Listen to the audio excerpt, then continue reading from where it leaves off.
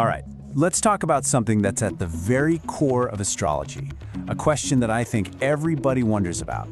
Are our lives already written in the stars, or are we the ones holding the pen? Let's get into it. I mean, really, it all boils down to this one single question, doesn't it? Do the stars decide our fate, or do we? It's that age-old tension between destiny and free will, and how you answer it pretty much changes how you see everything in astrology. So to really unpack this, let's start with the side that can feel a little intense. It's the common perception that we are, bound by the stars. For a lot of people, astrology feels exactly like this, a cosmic blueprint. You look at your chart and it seems to map out everything. Your personality, your life patterns, all the planetary stuff going on the moment you were born. And honestly, it can feel incredibly definitive, almost like you're just living out a pre-written script. But see, that feeling of being locked into a script, that's what leads to what we could call the blueprint misconception. This idea that we're stuck on a predetermined path.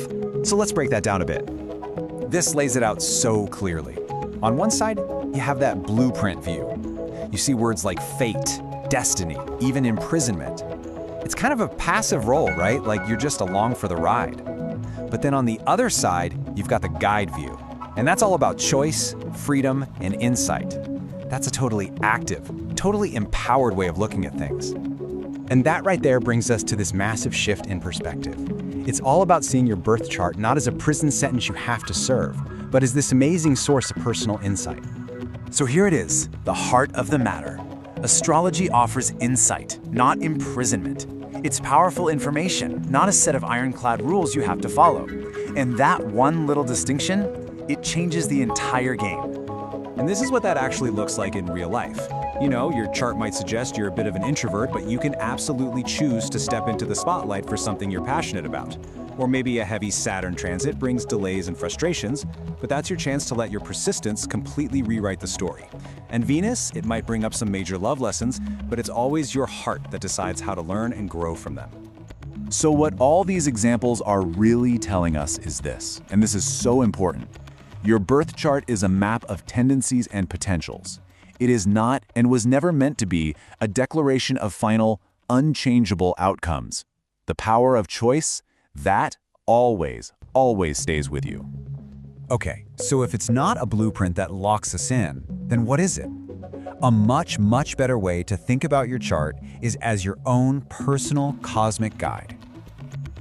Oh, I absolutely love this metaphor. Think of your chart as a cosmic GPS. It's fantastic at showing you the terrain ahead. Hey, potential traffic jam up here, or watch out for this steep hill, or this is a really scenic route. But it never ever grabs the steering wheel. You are always the driver. You are the one who decides the final route, every single time. And here's another really beautiful way to think about it. In the dance between fate and free will, astrology is the music. But you choose how to move. The song might be playing, setting the tone and the rhythm, but the steps you take, the way you interpret it, the passion you bring to it, that is all you. So whether we're talking about a GPS or a piece of music, what's the common thread here? It all comes back to your own personal agency. It means that, in the end, you are the one who chooses the dance. So yeah, the stars might offer a kind of weather forecast for your life, but they never determine your final destination. It's your mindset, your effort, and your choices. Those are the real architects of your reality. And with all that in mind, we're going to end by turning the question back over to you. After thinking about it this way, what do you believe? Do you think there's free will within astrology? Or do you feel like the stars ultimately have the final say? It's a fantastic question to sit with. Thanks so much for joining me.